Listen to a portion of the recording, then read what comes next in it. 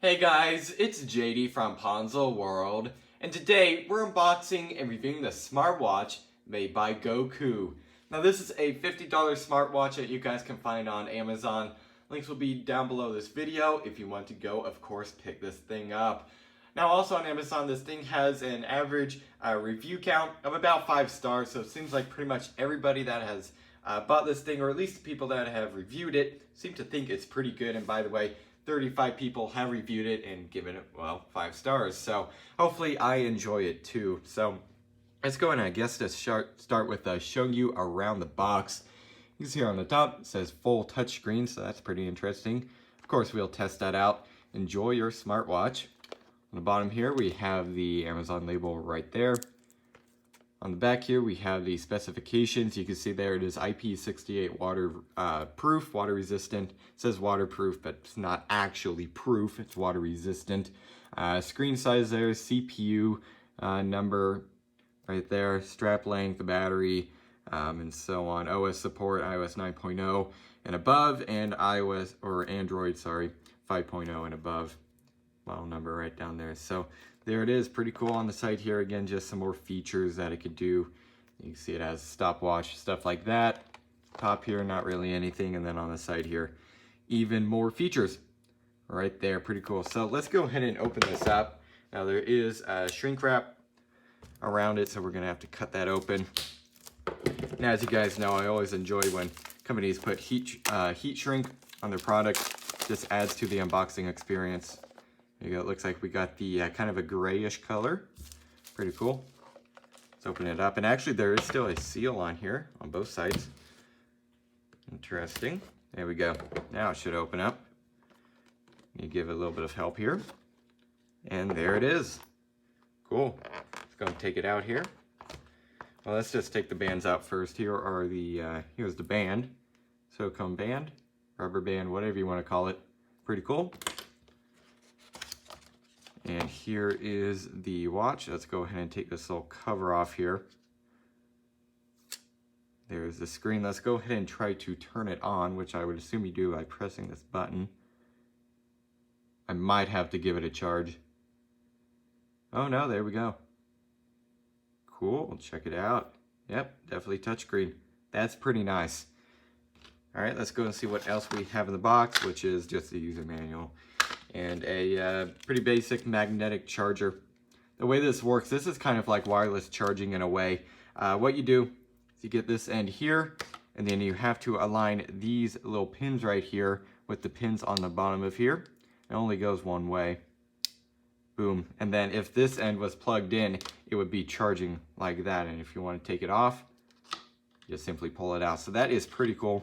I see that with pretty much every smartwatch that I have reviewed, but of course it's nice to see it here. So there it is. So what I'm going to do now is put the bands on, go ahead and pair it up to my iPhone 6s Plus, and go ahead and, well, see how it works.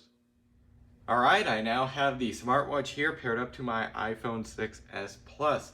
Now this is currently running iOS 14, it's the beta, and so far it seems to be working with the beta perfectly fine.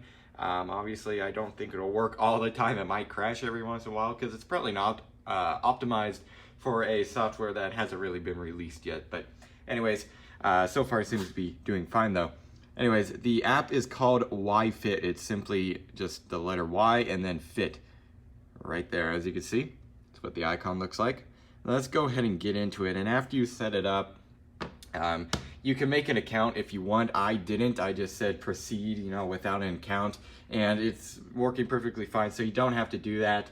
I just put in my gender and stuff. Now for the weight and like the height, your birth date and stuff, I didn't fill that stuff out because that doesn't really matter right now. Just to demonstrate this thing, I just want to go over the different functions of the app and both the watch. So, anyways. Again, let's start with the app. So first of all, in the app you have, it looks like your weather. In this case, I have it in Fahrenheit. You can change these settings over here, which I'll show in a little. Sorry about that there. I actually got a phone call, but going on, again, we have the total steps right here.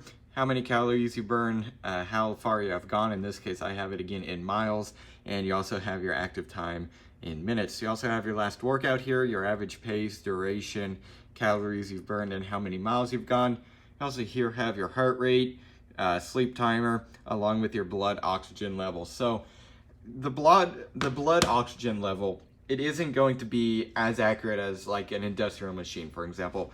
It's just going to give you a good ballpark figure of what your blood oxygen level is. There's no way a $50 smartwatch can actually be that accurate. It's just impossible. So don't count on this thing to give you like a totally accurate reading of the blood oxygen level. It'll just give you a good ballpark figure. I just want to go over that.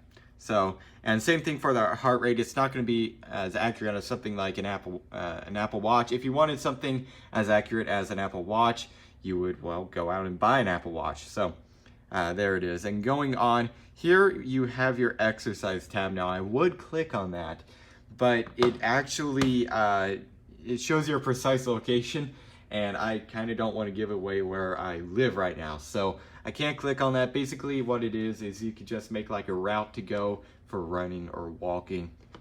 So that's pretty much all it does. Also here you have your device, shows that it's connected here, connected to this watch of course. You also have watch faces. Let's go ahead and click on that, wait for it to load. Looks like you have a couple here. You have watch face number 1, which is the preset one, watch face number 2, and watch face number 3.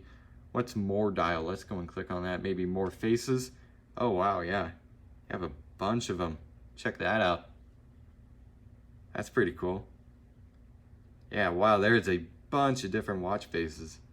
That's pretty cool. There's even more. Yeah, there's even more. Awesome. That's pretty cool. All right, let's go and go back. You also here have your incoming SMS, which you can turn that on. I would turn it on if I were you. Just so then if you get any texts or stuff, it would go through the watch, which I'm not going to do that right now. It'll just take too long on video. You have your call reminder, app alerts, device alarm, sedentary reminder, which is if you're sitting too long, it'll just remind you to get up. That's all it does. Goal notifications, drinking reminder. That's pretty cool. You also have your time format here, find device, and let's go and click that actually. I think, yeah, it'll just vibrate.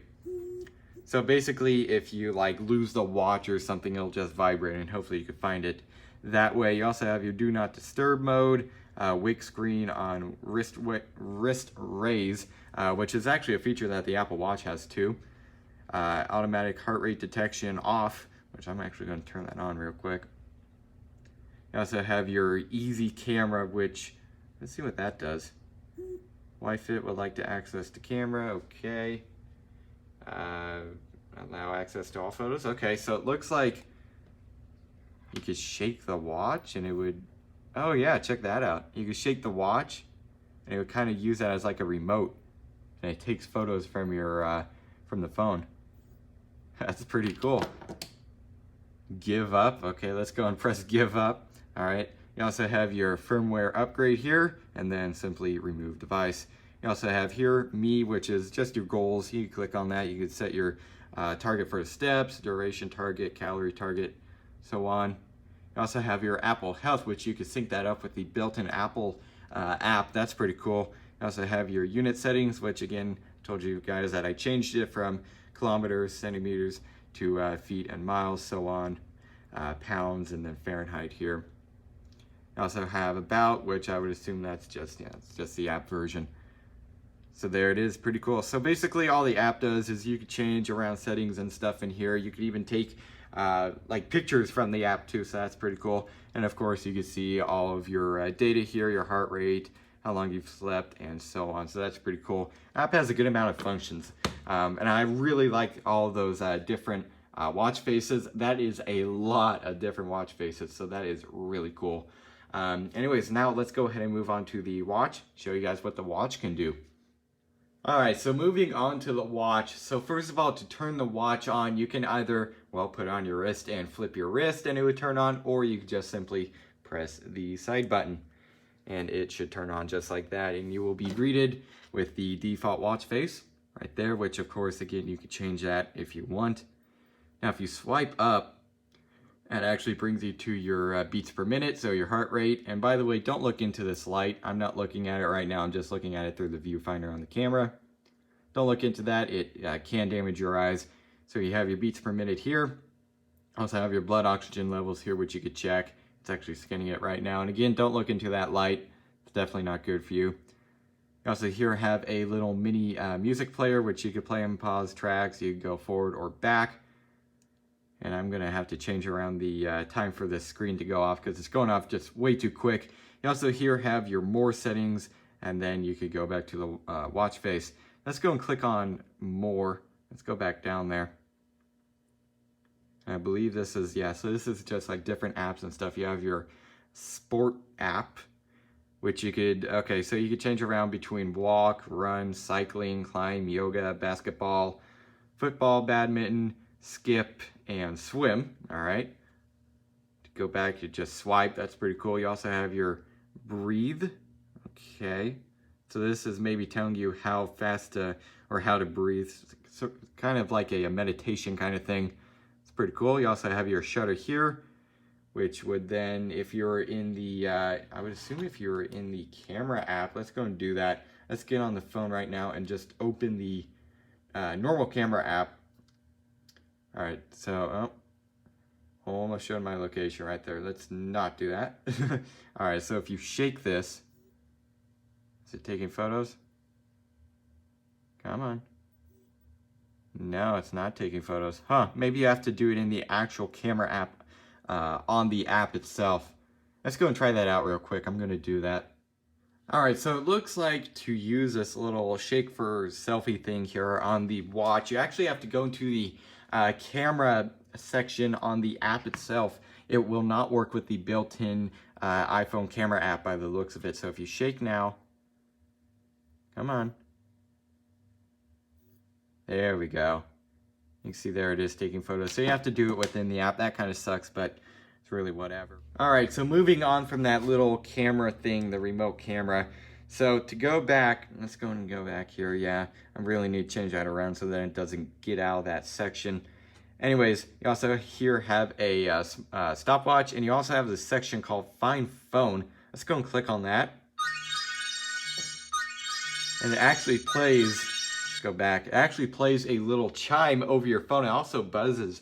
So in case maybe you lost your phone in the house somewhere, well, you could go on your watch and say find phone, and it should play that little ringtone as long as your ringer is on and as long as the app is open.